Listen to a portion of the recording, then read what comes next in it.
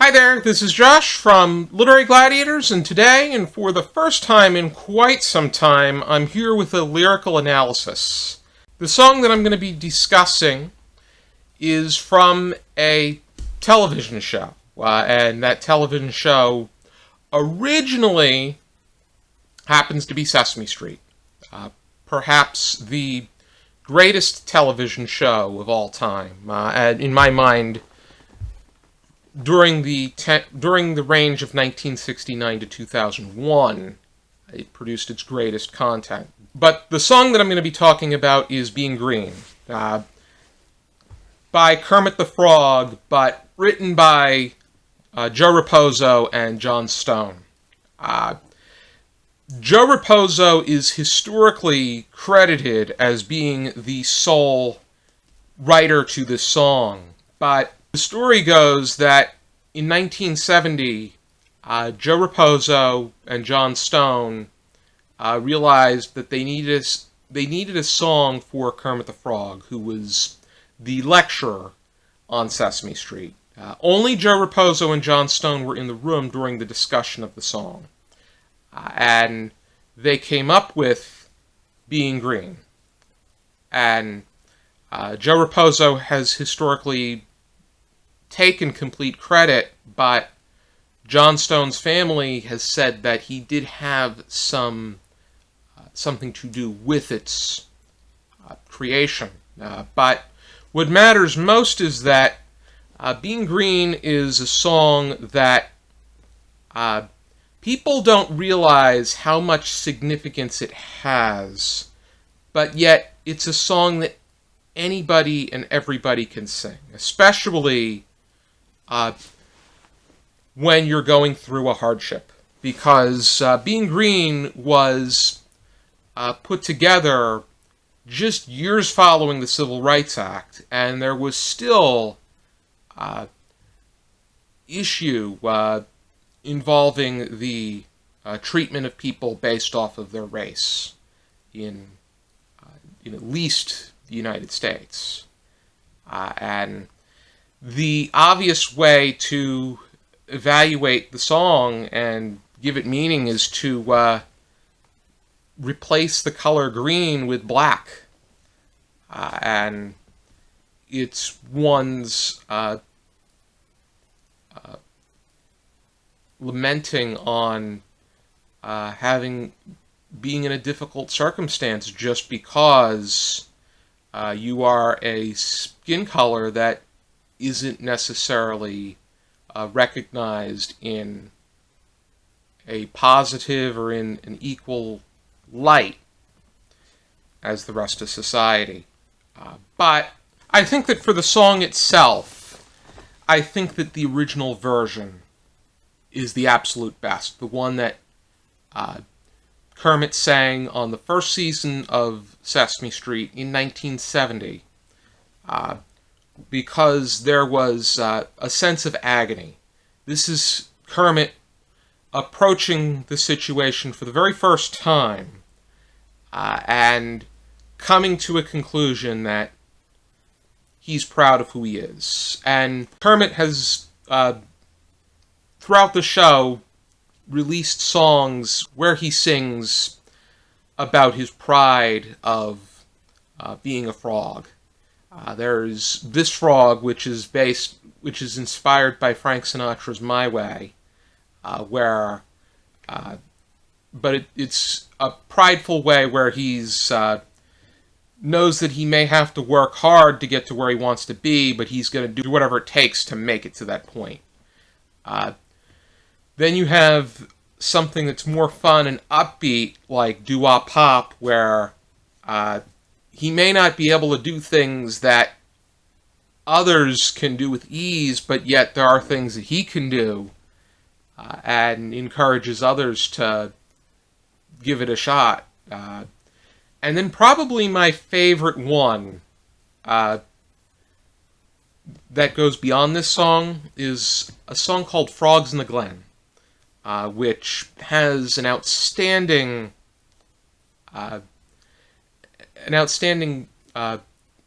bagpipe performance that interludes within the song.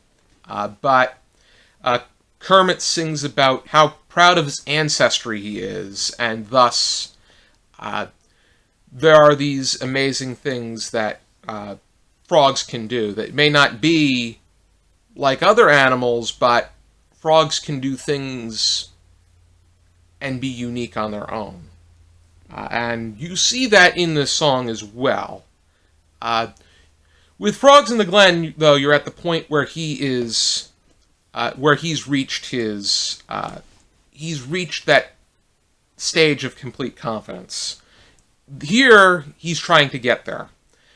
And that's why the later versions of this song, or anything after this, it pretty much comes off like a ballad, because we know that Kermit has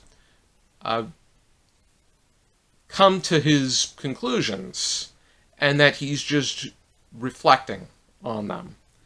And that makes this version, which I will leave down in a link below, more powerful.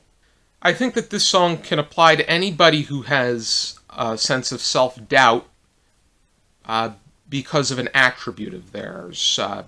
Not just somebody's race or skin color, but also their religion, their nationality, a physical disability, a mental disability, or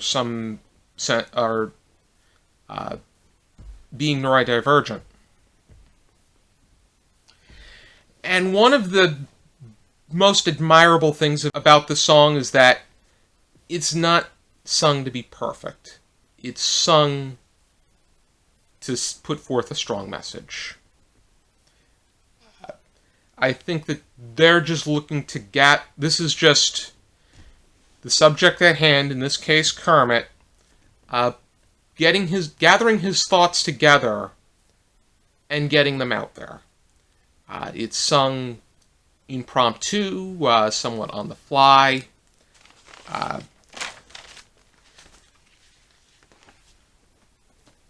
Because that's the way people work out their feelings. They don't work it out in a rhyme scheme like you would see in a Dr. Seuss book. They just work it out in the most immediate way possible. And I'm going to do a little exercise here, and that is applying Asperger's syndrome to this song, because I think that anybody that is different and diverse, I would encourage them to take what makes them different and diverse and apply it to the lyrics of this song.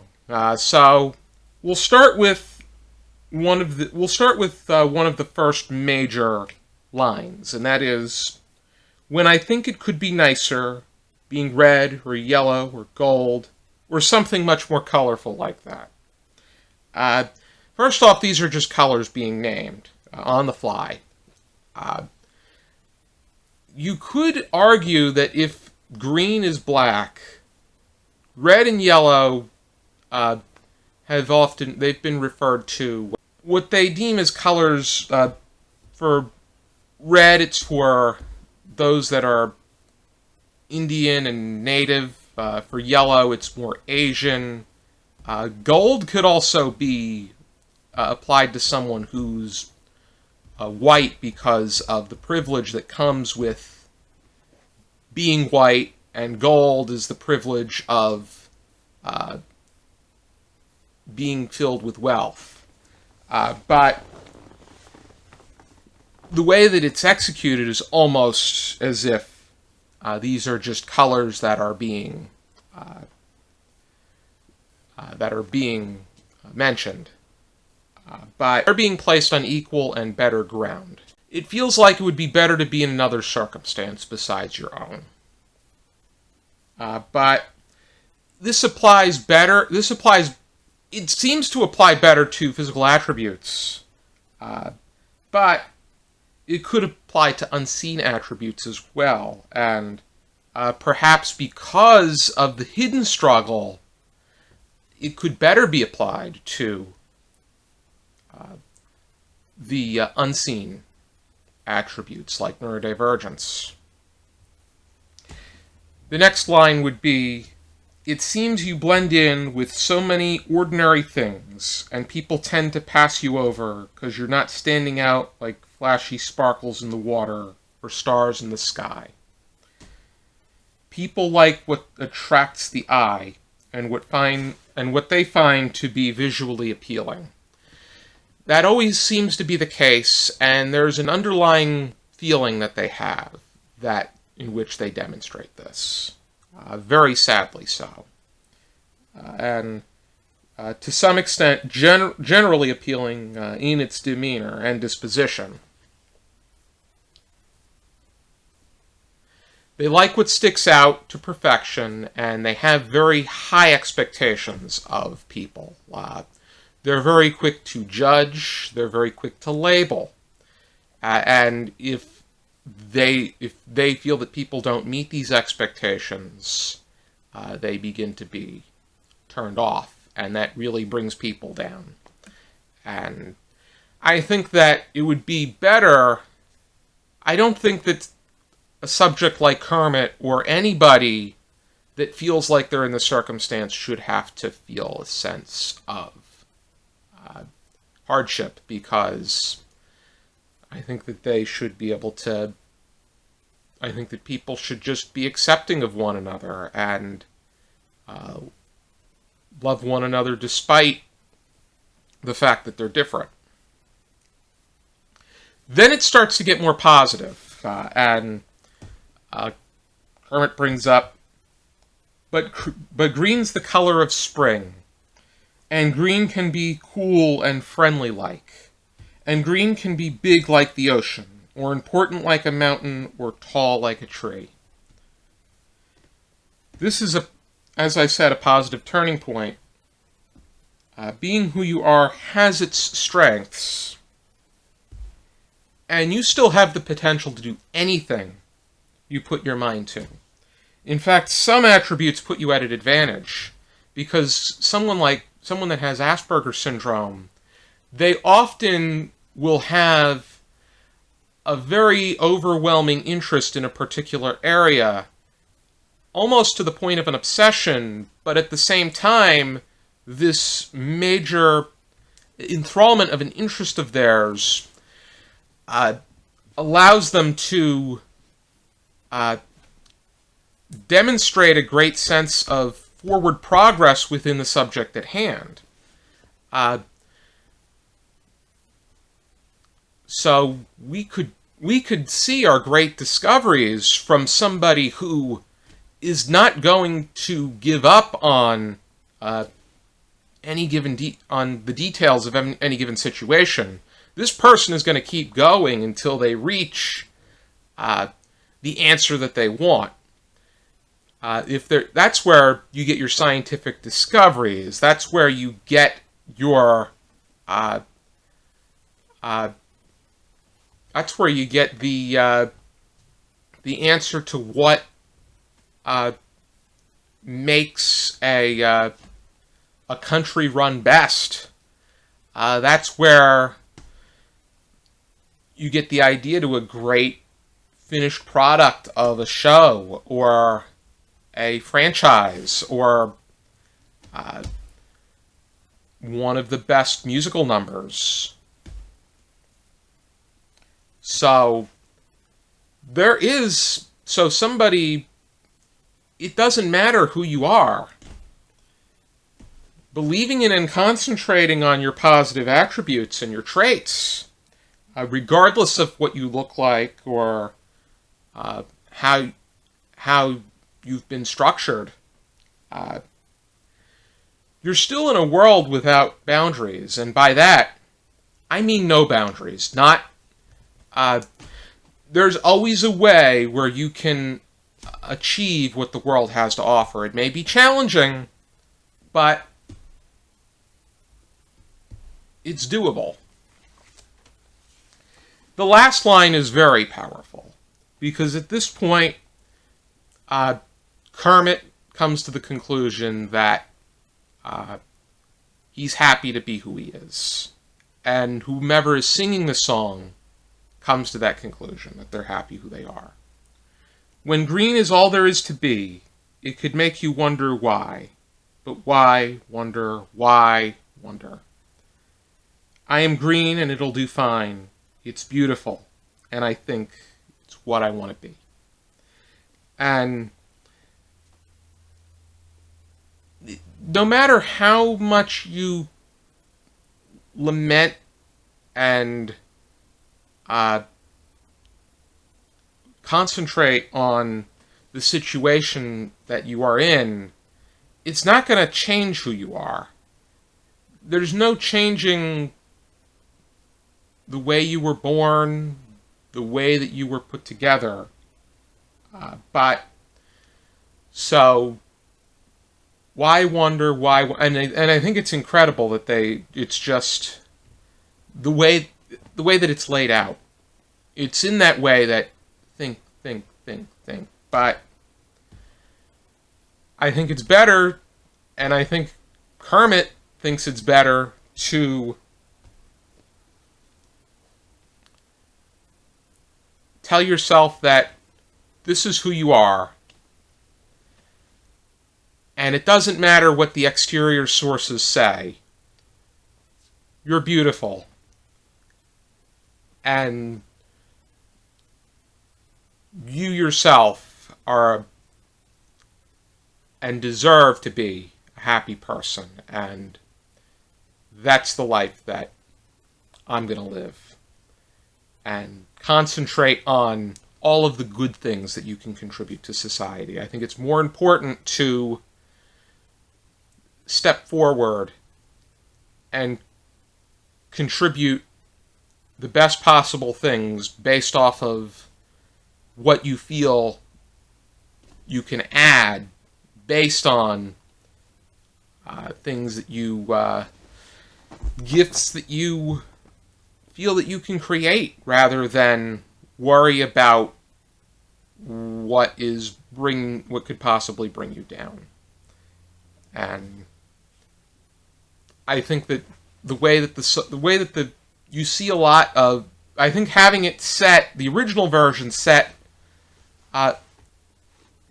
on a nearly dark screen, and then you'll see Kermit's shadow, where it puts the subject in the main area of concentration.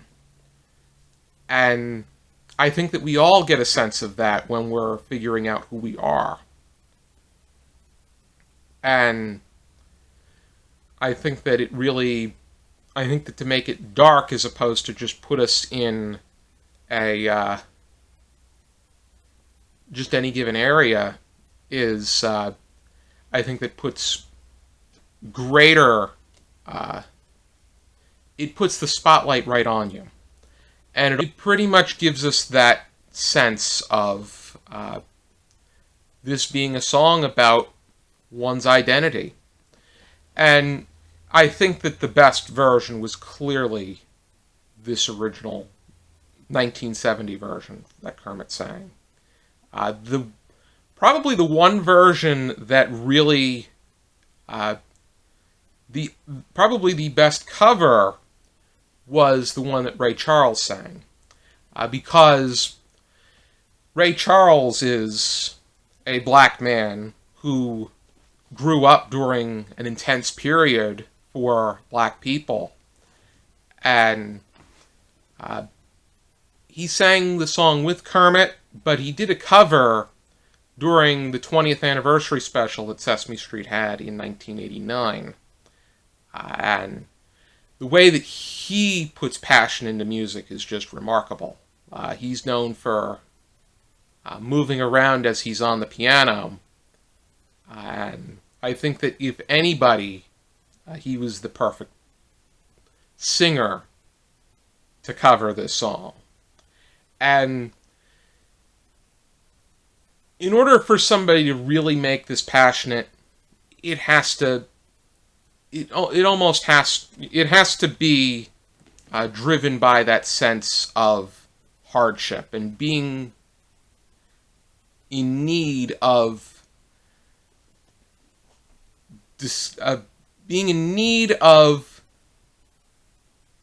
figuring out the conclusion to the hardship. But ultimately, we are all different, but we are all beautiful. And we're all entitled to basic need of love.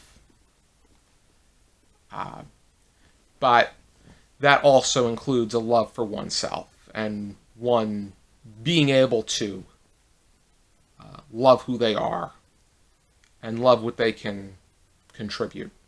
Not in a way of being conceited, but in a way that one has a healthy feeling of self-worth and being a valuable and loving person in society. I want to thank you for tuning into this video. I hope you check out some more videos from our channel. I have a lot of great creators that are bringing out great content, and as the weeks go by, I want to be able to give you some great content as well. For now, and as always, I encourage you to keep reading.